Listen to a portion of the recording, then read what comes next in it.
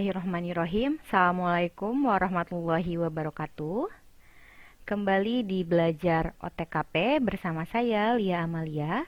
Pada kesempatan kali ini, kita akan bersama-sama membahas mengenai ruang lingkup keprotokolan. Ini merupakan mata pelajaran otomatisasi tata kelola humas dan keprotokolan di kelas 12 ya. Dengan kompetensi dasar 3.11 memahami ruang lingkup keprotokolan dan 4.11 melakukan pengelompokan ruang lingkup keprotokolan. Ini merupakan lanjutan dari mata pelajaran yang sama di kelas 11 ya. Ketika kelas 11 kita membahas humas, nah ketika kelas 12 sekarang nih kita akan fokus di keprotokolan. Mari kita mulai. Tujuan pembelajaran kita pada kesempatan kali ini yaitu ada 4. Yang pertama, pengertian protokol dan keprotokolan. Yang kedua, ruang lingkup keprotokolan. Yang ketiga, tujuan dan asas dari keprotokolan. Dan yang terakhir, unsur serta kegiatan dari keprotokolan. Kita langsung ke poin yang pertama, pengertian.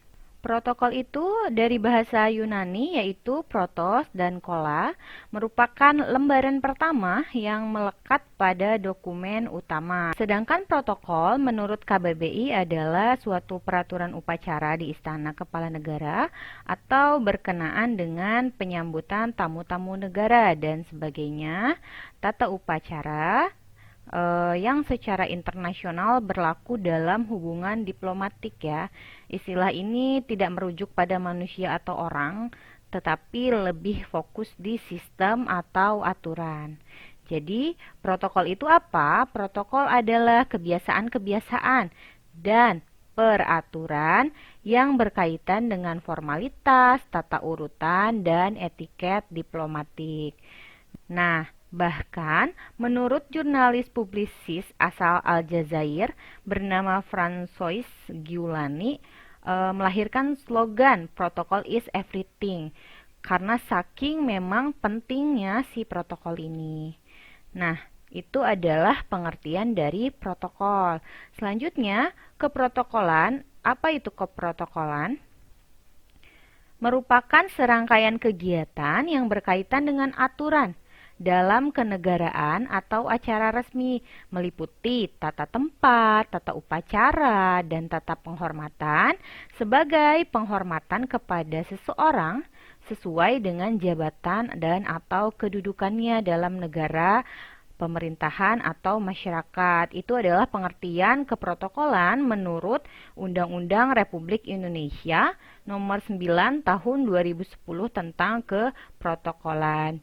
Jadi, protokol adalah aturannya, sedangkan keprotokolan adalah serangkaian kegiatan berkaitan dengan aturan tersebut. Seperti itu ya. Kita lanjut. Nah, jadi apa sih bedanya protokol dengan humas ya, terutama petugasnya?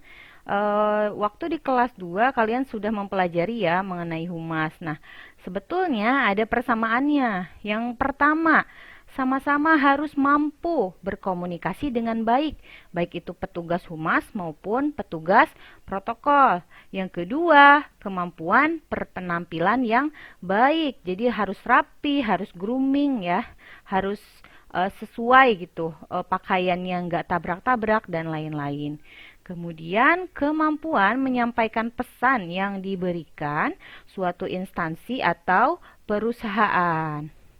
Kemudian persamaan yang lainnya yaitu kemampuan memahami reaksi dari para halayak, baik itu halayak humas maupun halayak protokol yang menerima pesan ya. Dan yang terakhir, kemampuan untuk membuat suatu instansi ataupun perusahaan ataupun lembaga menjadi lebih maju. Itulah persamaan antara petugas humas dan petugas protokoler. Selanjutnya, apa sih yang membedakan antara petugas humas dengan petugas protokoler? Yang pertama, Meski sama-sama harus memiliki komunikasi atau kemampuan komunikasi yang baik, petugas humas harus punya kemampuan bahasa asing yang baik, ya, karena kaitannya dengan komunikasi dengan banyak pihak ya, secara langsung gitu.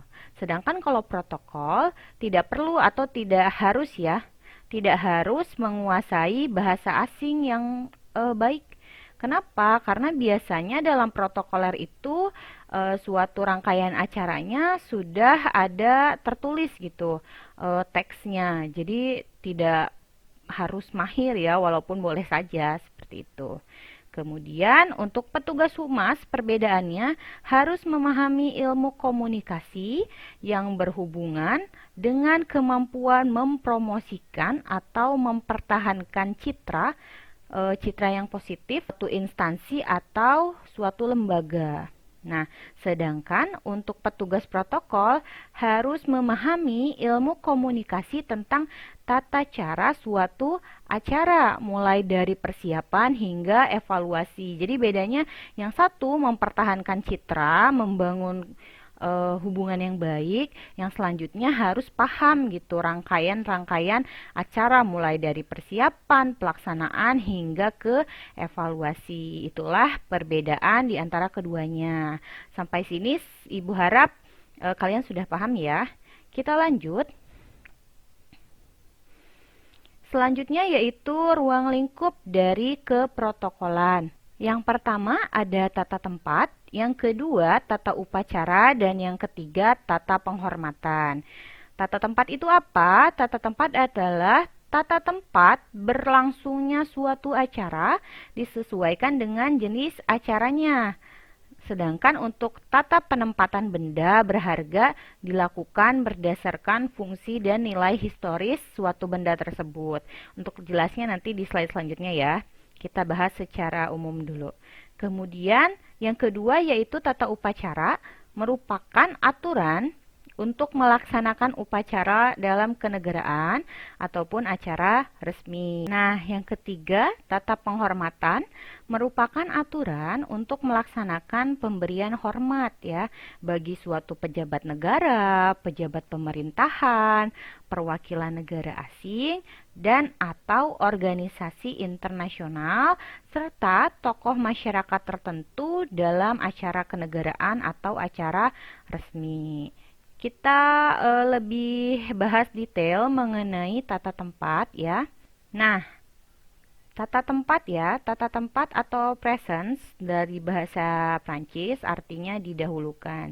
Jadi secara etimologis tata tempat itu adalah penataan atau pengaturan bagi orang-orang yang layak didahulukan. Jadi sebetulnya di acara keprotokolan kita tidak bisa ya sembarangan duduk di kursi gitu. Misalnya nih kita tamu nih acara 17 Agustus. Kalian pernah melihat kan ya kalau upacara pengibaran bendera merah putih itu letak duduk presiden, menteri-menteri itu sudah diatur. Jadi kalau kalian diundang kalian tidak bisa serta-merta duduk gitu ya di tempat menteri misalnya. Kalian pikir misalnya, saya mah datangnya lebih pagi, berarti boleh duduk di mana saja. Nah, tidak ya, karena di keprotokolan itu sudah diatur. Nah, pada hakikatnya, tata tempat itu mengandung unsur A. Siapa yang lebih berhak didahulukan, entah itu dari jabatannya ataupun yang lain. Kemudian, yang kedua, siapa yang memperoleh hak menerima prioritas dalam urutan. Pun urutannya diatur, misalnya yang paling tinggi jabatannya berada di tengah, kemudian urutannya ke kanan, baru ke kiri, seperti itu contohnya. Dan yang ketiga, orang yang berhak memperoleh urutan tempat untuk didahulukan adalah seseorang dikarenakan jabatan, pangkat, dan status serta kedudukannya dalam negara, pemerintah, atau masyarakat serta institusi tertentu. Jadi memang ada aturannya ya. Kemudian pada acara kenegaraan atau acara resmi tata tempat itu dibagi menjadi tiga. Yang pertama tata tempat dalam acara kenegaraan acara resmi di Ibu Kota Negara Republik Indonesia, kemudian tata tempat dalam acara resmi di provinsi, dan tata tempat dalam acara resmi di kabupaten atau kota. Seperti itu untuk tata tempat ya. Kita lanjut ke tata upacara. Tata upacara adalah tata urutan kegiatan, yaitu bagaimana suatu acara harus disusun sesuai dengan jenis aktivitasnya, terutama jenis kegiatan, bahasa pengantar yang dipergunakan, dan materi aktivitas. Tata upacara sendiri dibagi menjadi dua ya. Yang pertama, tata upacara bendera dan tata upacara bukan bendera. Tata upacara bendera maksudnya adalah dalam suatu kegiatan tersebut ada disisipkan kegiatan pengibaran atau penurunan bendera ya. Upacara bendera dilaksanakan dalam rangka yang pertama, peringatan hari ulang tahun proklamasi kemerdekaan Republik Indonesia, tentunya ya 17 Agustus. Kemudian yang kedua, peringatan hari besar nasional. Yang ketiga, hari ulang tahun lahirnya lembaga negara. Yang keempat, peringatan hari ulang tahun lahirnya instansi pemerintah.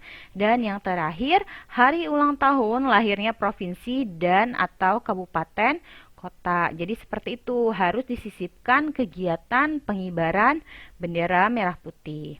Selanjutnya ada tata upacara bukan bendera. Maksudnya adalah suatu kegiatan itu tidak perlu adanya kegiatan pengibaran, akan tetapi si bendera itu biasanya sudah terpasang di tiang ya. Contohnya, kegiatannya yang pertama, pelantikan pejabat negara atau lembaga dan instansi. Kemudian upacara serah terima jabatan. Yang ketiga, penandatanganan kesepahaman atau kesepakatan MOU ya. Selanjutnya yang keempat, penyambutan tamu asing atau pejabat negara. Yang terakhir, upacara pembukaan dan penutupan pertemuan ilmiah, pelantikan dan konferensi. Jadi seperti itu untuk tata upacara. Selanjutnya yaitu tata penghormatan atau aturan bagaimana cara kita menghargai atau menghormati suatu seseorang ya dalam suatu lembaga dan lain-lain dengan 3 cara. Yang pertama dengan bendera negara, yang kedua adalah dengan lagu kebangsaan, dan yang ketiga adalah bentuk penghormatan lain yang telah disepakati atau diatur ya dalam lembaga masing-masing. Seperti itu. Selanjutnya, untuk tujuan dan asas keprotokolan. Tujuan keprotokolan pada dasarnya adalah ada 3. Yang pertama, memberikan penghormatan kepada pejabat negara, pejabat pemerintah, perwakilan negara asing dan atau organisasi internasional, serta tokoh masyarakat tertentu dan atau tamu negara sesuai dengan kedudukan dalam negara, pemerintahan, dan masyarakat. Jadi intinya adalah untuk memberikan penghormatan. Yang kedua, memberikan pedoman penyelenggaraan suatu acara sehingga acara itu tertib, rapi, lancar, dan teratur sesuai dengan aturan atau ketentuan serta kebiasaan yang berlaku baik secara nasional ataupun internasional. Yang ketiga yaitu tujuan keprotokolan untuk menciptakan hubungan baik dalam tata pergaulan antar bangsa gitu ya. Jadi penerimaan kita terhadap tamu-tamu asing pun akan semakin mengeratkan atau menciptakan hubungan yang baik. Baik, selanjutnya yaitu asas keprotokolan. Itu ada 4 ya. Yang pertama, kebangsaan. Maksudnya adalah apa? Asas kebangsaan adalah keprotokolan itu harus mencerminkan sifat dan watak bangsa Indonesia yang beraneka ragam ya, dengan tetap menjaga prinsip negara kesatuan Republik Indonesia. Selanjutnya yang kedua yaitu asas ketertiban dan kepastian hukum. Maksudnya adalah keprotokolan harus dapat menimbulkan ketertiban ya dalam masyarakat melalui adanya kepastian hukum. Yang ketiga yaitu asas keseimbangan, kesesuaian, dan keselarasan. Maksudnya adalah keprotokolan itu harus mencerminkan keseimbangan, keserasian, dan keselarasan antara individu dan masyarakat dengan mengedepankan kepentingan bangsa dan negara. Dan yang keempat yaitu asas timbal balik. Ya, maksudnya adalah keprotokolan ini diberikan setimpal atau balas jasa terhadap keprotokolan dari negara lain, seperti itu. Selanjutnya yaitu ada unsur keprotokolan. Unsur keprotokolan itu ada tiga. Yang pertama ada tata cara, yang kedua tata krama, dan yang ketiga yaitu petugas. Tata cara itu menentukan tindakan yang harus dilakukan dalam suatu acara tertentu. Yang kedua, tata krama itu adalah etiket atau etika yang harus diikuti dan mencerminkan tata sopan santun dalam pergaulan. Dan yang ketiga yaitu petugas. Petugas pelaksana dari keprotokolan ini yang terlibat dalam penyelenggaraan acara kenegaraan seperti itu. Selanjutnya, kegiatan keprotokolan ada apa saja? Kegiatannya yaitu yang pertama, penerima tamu atau audiensi. Yang kedua, perjalanan atau peninjauan. Yang ketiga, pengaturan rapat atau pertemuan. Yang keempat, penyelenggaraan resepsi, upacara Hari Besar Nasional, dan keagamaan. Yang kelima, apel bendera. Yang keenam, pelantikan, serah terima jabatan, dan pelepasan jabatan. Dan yang ketujuh, peresmian proyek. Adapun pelayanan bagi para diplomat antara lain meliputi yang pertama, kekebalan dan kelonggaran diplomatik, yang kedua fasilitas pelabuhan, yang ketiga pemberian hak-hak tertentu, yang keempat penyusunan daftar diplomatik dan konsulat, yang kelima pembuatan pernyataan selamat dan bela sungkawa. Jadi itu merupakan kegiatan protokol atau keprotokolan secara umum dan spesifiknya bagi para diplomat seperti itu ya. Demikian yang dapat Ibu sampaikan pada kesempatan kali ini. Terima kasih bagi yang sudah menyimak dan mencatat. Ibu ucapkan banyak-banyak terima kasih. Mohon maaf atas segala kekurangan dalam penyampaian kali ini. Ditutup. Billahi taufik wal hidayah. Assalamualaikum warahmatullahi wabarakatuh.